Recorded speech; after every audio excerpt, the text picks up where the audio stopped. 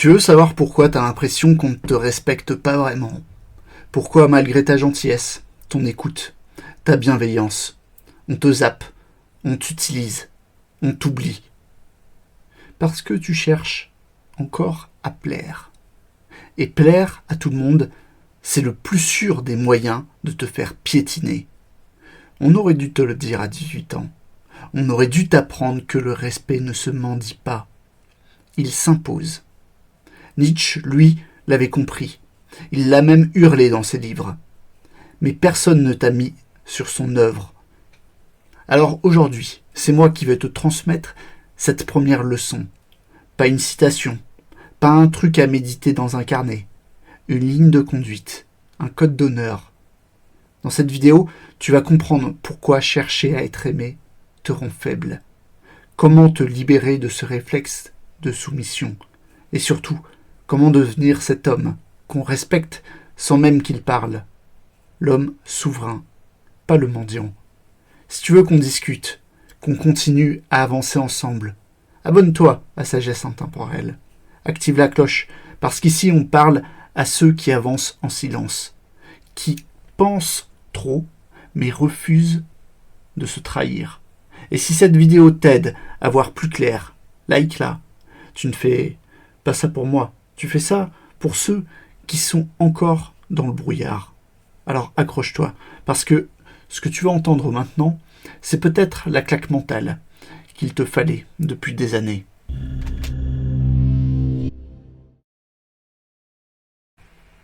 Un jour de 1882, Nietzsche marche seul dans les Alpes suisses. Il a quitté les salons, les villes, les gens.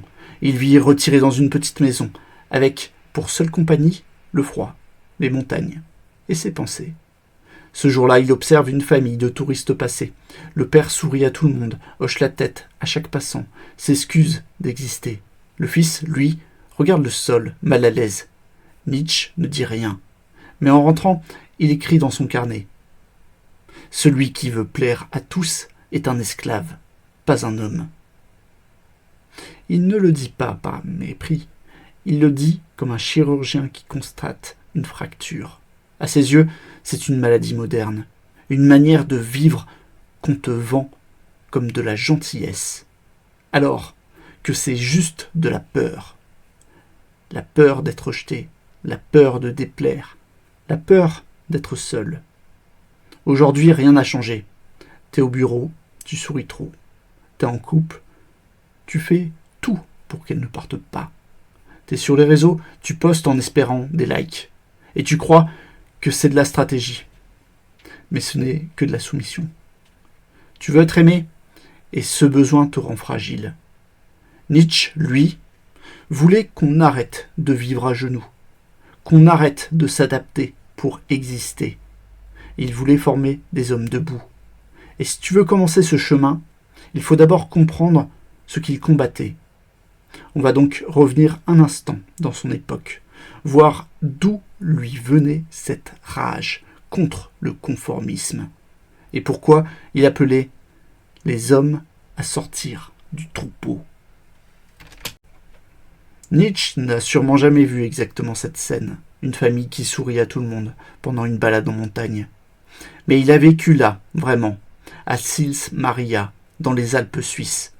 Il passait ses journées seul, à marcher, à penser, loin du bruit, loin des regards. Ce n'est pas de la tristesse, c'est un choix. Il avait fui les villes, les salons, les discussions inutiles. Il voulait retrouver une pensée libre, une vie sans masque.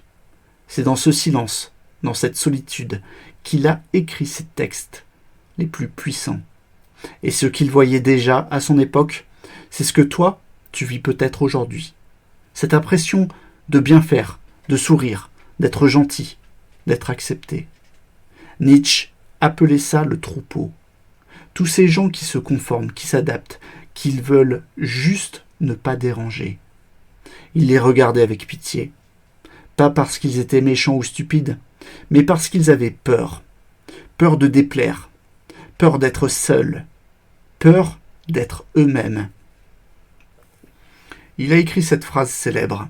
« Il faut avoir du chaos en soi pour accoucher d'une étoile dansante. » Ce chaos, C'est ta vérité, ton feu, ce truc que tu retiens pour rester poli. Et cette étoile, c'est ce que tu pourrais devenir si tu arrêtais de chercher à plaire à tout le monde. Le surhomme de Nietzsche, ce n'est pas un tyran. C'est un homme libre, un homme qui ne vit plus sous le regard des autres. Et ça commence par une décision. Accepter d'être différent. Maintenant, on va voir ce que la psychologie moderne dit sur tout ça.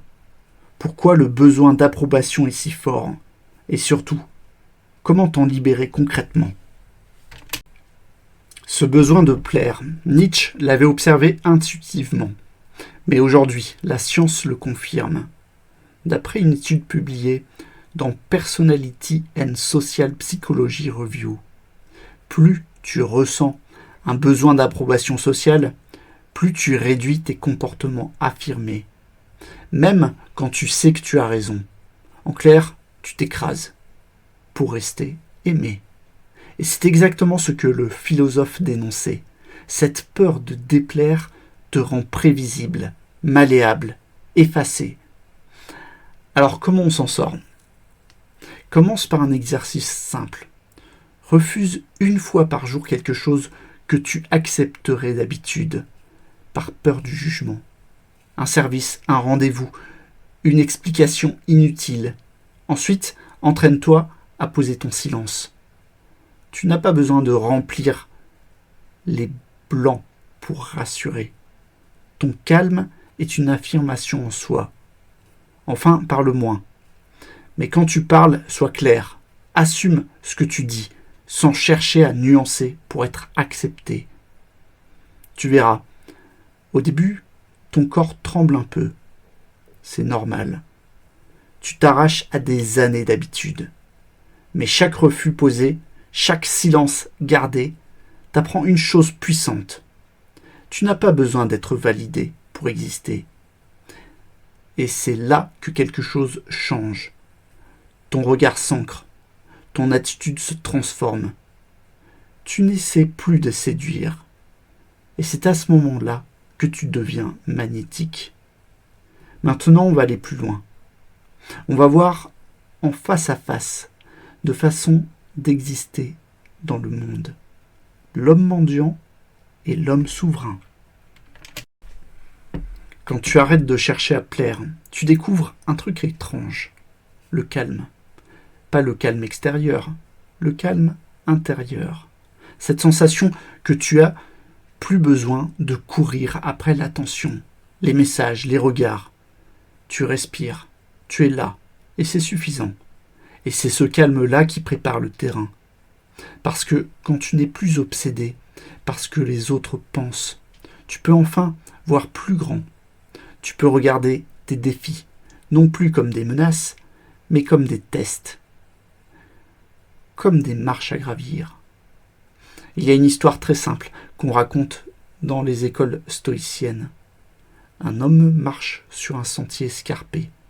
Il trébuche, il tombe, il râle contre la pierre.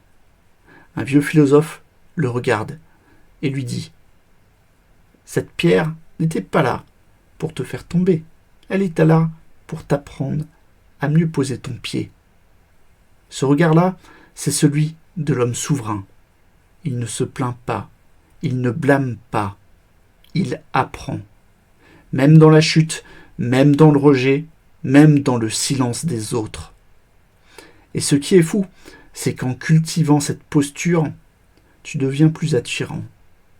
Tu n'es plus en train de quémander, tu n'es plus dans l'attente. Tu deviens un centre de gravité, stable et rare. C'est ce que la plupart des jeunes hommes devraient apprendre tôt. Que s'il faut choisir entre plaire et se tenir droit, on choisit toujours la verticalité. Alors pour finir, on va poser ça clairement. Un code, une vérité simple. Celle que tu aurais dû entendre à 18 ans. Tu viens de faire un pas important, un vrai pas. Tu as compris pourquoi chercher à plaire te vide de ta force. Tu as vu comment Nietzsche, déjà, nous montrait une autre voie. Tu as appris à poser des actes simples pour reprendre ton espace. Tu as découvert qu'un homme souverain, ce n'est pas quelqu'un qui parle fort, c'est quelqu'un qui n'a plus besoin de convaincre. Ces 4 étapes, c'est un chemin. D'abord, tu ouvres les yeux. Ensuite, tu nettoies ce qui t'affaiblit. Puis, tu poses ton cadre. Et enfin, tu marches droit. Pas pour impressionner, mais pour te respecter. C'est comme bâtir une maison solide. Pas en carton, pas en vitrine. Une maison avec des fondations profondes. Et cette maison, c'est toi.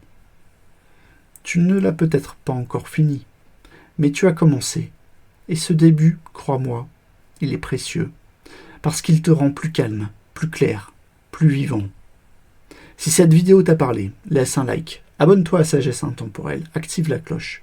Et surtout, dis-moi en commentaire ce que tu retiens, ce que tu vis en ce moment. Ta voix compte ici.